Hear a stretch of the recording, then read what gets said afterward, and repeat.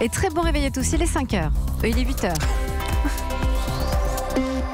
5h, c'est un petit peu tôt. Il est 5h plus 3h. Votre matinale info, c'est jusqu'à 9h, et ça c'est sûr, avec Nico Saliegas. Il est 5h dans quel pays surtout? C'est ça qu'il faut voir. Vous êtes ailleurs, jet-lagué, mais ça c'est Game of Thrones. Bonjour David Doucan. Bonjour Nikos, bonjour à tous. À la une de l'actualité ce matin. Il joue la suite de son quinquennat. Rien de moins, Emmanuel Macron sera seul en scène ce soir, allocution solennelle sur toutes les chaînes. C'est enfin la réponse à la crise des Gilets jaunes. Le chef de l'État veut frapper fort pour inverser la vapeur. Connaissez-vous le dioxyde de titane? Non, pourtant vous en mangez tous les jours. C'est un colorant alimentaire. Il va bientôt être interdit parce que cancérigène. Information Europe 1 dans ce journal. Et enfin, c'est ce que l'on appelle revenir de l'enfer. Après 11 ans d'attente, 4 opérations du dos, le golfeur de légende Tiger Woods a remporté hier le Master d'Augusta. C'est son 15e titre du Grand Chelem. Et puis à 8h12, Vincent Hervouette va nous emmener en Libye, la bataille de Tripoli qui s'enlise. Et c'est un échec pour la France. À 8h15, la tête de liste Europe Écologie Les Verts pour les européennes. C'est Audrey Crespo-Mara qui reçoit Yannick Jadot. L'objectif, c'est surtout de vous entendre.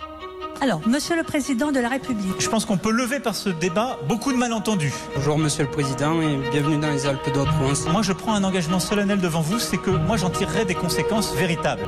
Des conséquences véritables. L'Élysée a carrément préparé une bande-annonce à l'américaine publiée sur le compte Twitter d'Emmanuel Macron. Le président assume la pression maximale, cela tombe bien.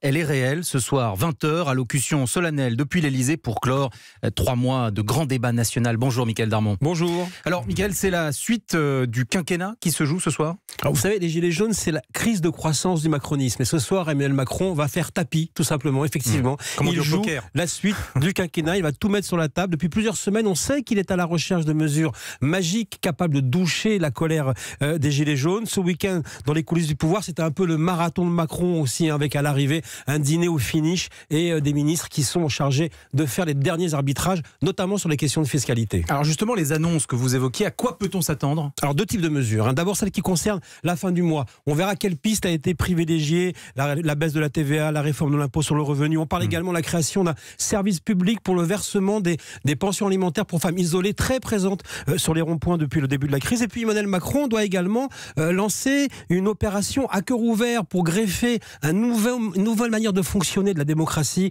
avec les fondations de la démocratie délibérative, avec une nouvelle manière de participer donc aux décisions publiques. Il avait dit, souvenez-vous, sur le porte-avions donc Charles de Gaulle, j'ai échoué à réconcilier les dirigeants et le peuple. C'est exactement à ça qu'il va également s'attacher en deuxième lecture. Alors si j'ose dire, Emmanuel Macron, avec cette réponse, il veut un blast présidentiel. En 2 temps, Mickaël, avec une grande conférence de presse à l'Élysée après-demain? Oui, ça c'est un tournant beaucoup plus important qu'il n'y paraît, parce que c'est la première conférence de presse élyséenne d'Emmanuel Macron qui redonne en fait sa place de médiation donc aux journalistes. C'était pas vraiment le cas depuis le début du mandat, pour faire encore de nouvelles annonces d'ailleurs, dit-on. Il se place aussi d'ailleurs dans le sillage comme ça de ses prédécesseurs. Bien sûr. Sous la pression des Gilets jaunes, eh bien, le chef de l'État entame sa mue au bout de 2 ans de mandat, et pour trouver un nouvel élan, eh bien, il compte aussi utiliser les code anciens. Merci beaucoup, Mickaël Darmon du service politique d'Europe 1. Et pour clore cette page politique, je vous emmène sur le terrain de la campagne électorale pour les européennes. Marine Le Pen présente aujourd'hui son projet. Le Rassemblement national entérinera le virage pris après la présidentielle, avec notamment l'abandon de la sortie de l'euro. C'est une information Europe 1. Le ministre de l'économie va interdire le dioxyde de titane. Oui, il s'agit d'un colorant alimentaire que l'on trouve dans certains bonbons, chewing-gum, sauces ou plats préparés. L'Agence de sécurité sanitaire des aliments vient de remettre un rapport à Bercy qui démontre le caractère cancérigène de cette substance. Bruno Le Maire attendait cette étude pour confirmer sa décision de bannir le dioxyde de titane de notre alimentation. Ève Roger. Bruno Le Maire va tenir sa promesse, interdire le dioxyde de titane, d'abord parce que c'est inscrit dans la loi, dit-on dans son entourage, et ensuite parce que selon nos informations, le rapport que les experts lui rendent aujourd'hui ne contredit pas les dernières études sur les risques associés à ce colorant, en particulier celle de l'INRA qui a montré il y a 2 ans que des rats qui ingurgitaient du dioxyde de titane tous les jours, dans les mêmes proportions que nous, développaient des anomalies précancéreuses au bout de 3 mois. Et cette interdiction paraît tellement inévitable qu'elle a même été anticipée anticipée par les industriels, explique Magali Ringot de l'association Agir pour l'environnement. Quasiment tous les fabricants de bonbons français ont déjà arrêté d'utiliser ce colorant qui n'est absolument pas indispensable. L'enjeu, c'est surtout les chewing-gums sous forme de dragées, les produits importés et des éléments de décoration pour pâtisserie ou pour les chocolats. Mais la bataille n'est pas finie car les associations dénoncent les risques du dioxyde de titane dans l'enrobage de 4 à 5 000 médicaments comme le Doliprane en gélule ou le Spasfon rose façon Smarties, mais aussi dans certains cosmétiques et bien sûr dans une majorité de dentifrices, comme une étude récente l'a révélé. Ève Roger, la chef du service société pour Europe 1. Les services d'urgence sont en grève dans plusieurs hôpitaux parisiens depuis ce soir minuit. Oui, en cause l'agression de plusieurs personnels dans la nuit du 10 au 11 avril par 2 patients. Écoutez le témoignage de cette aide-soignante aux urgences de l'hôpital Saint-Antoine. Elle préfère rester anonyme, mais nous raconte ce qui lui est arrivé lorsqu'elle a voulu porter secours à l'une de ses collègues qui se faisait agresser. Un patient s'est présenté à nous, on l'a reçu en lui posant des questions et d'un coup, il n'y avait pas de signe. L'homme s'est levé, il a commencé à s'avancer vers nous. Une de mes collègues a essayé de le maintenir, il lui a tiré les cheveux. À savoir que ce jour-là, il n'y avait pas d'agent de sécurité présent sur les urgences. Et j'ai voulu aller aider ma collègue. Quand je me suis avancée vers lui, il m'a donné un très violent coup de poing en plein visage. J'ai hurlé et heureusement, tous mes collègues sont arrivés. J'ai eu un hématome au niveau de l'œil que j'ai gardé pendant plusieurs semaines. Et puis après, il y a le psychologique aussi, parce qu'une fois que la trace est partie, la trace, elle part pas dans la tête. Témoignage recueilli par Marion Jorte pour Europe 1. Et bien sûr, je vous précise que c'est un mouvement social qui n'impactera pas les soins, puisque les protestataires, comme d'habitude, se contenteront de porter un brassard en grève. La suite du journal avec vous, David Doucan, et la société civile algérienne qui s'organise pour proposer une alternative au système. Oui, les contestataires sont tous d'accord pour se débarrasser des proches d'Abdelaziz Bouteflika, comme l'actuel président par intérim, par exemple. Mais que propose-t-il à la place? Associations, syndicats, mouvements citoyens, tout cela est en train de s'organiser, comme en atteste ce reportage réalisé par notre envoyé spécial à Alger, Sébastien Krebs. Un débat en pleine rue, au milieu d'un square, inimaginable il y a encore quelques semaines. Des étudiants, des associatifs et de simples passants réfléchissent à la sortie de crise. Abdelwahad Fersaoui, l'organisateur, préside l'association Rage. La société civile fourmille, dit-il.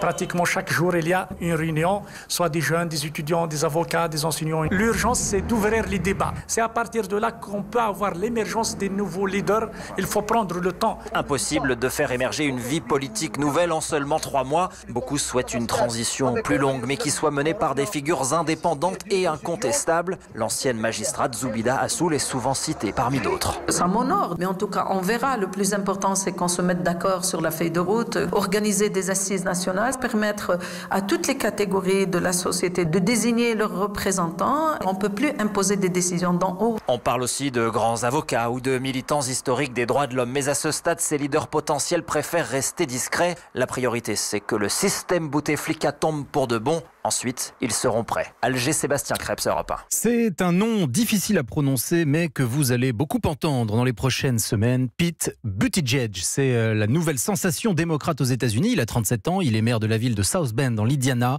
Il est homosexuel, c'est un vétéran de l'armée américaine en Afghanistan et il vient de déclarer sa candidature à la primaire démocrate pour la présidentielle de 2020. Comment vous le prononcez? Pete Buttigieg. Vous êtes sûr? Oui, sûr et certain. On ne dit pas 2 fois Edge? Non, parce que moi je regarde les late shows américains et j'ai vu les humoristes prononcer Pete Buttigieg. Ah, vous aussi, vous êtes insomniaque? Magnifique. Oui, un mot de sport? Non, parce que avant de passer au sport, je reste aux États-Unis et je vous propose, Nikos, d'écouter ça. The return to glory. Qu'est-ce que c'est? Tiger Woods. Tiger Woods. Le public du très select golf d'Augusta en Géorgie aux États-Unis est plutôt habitué aux réactions policées, mais là il s'est transformé en foule surexcitée parce que c'est un moment d'histoire du sport qui se jouait après 11 années. Oui, vous aviez raison, c'était du sport en effet. Après 11 années d'attente, 4 opérations du dos bien des doutes.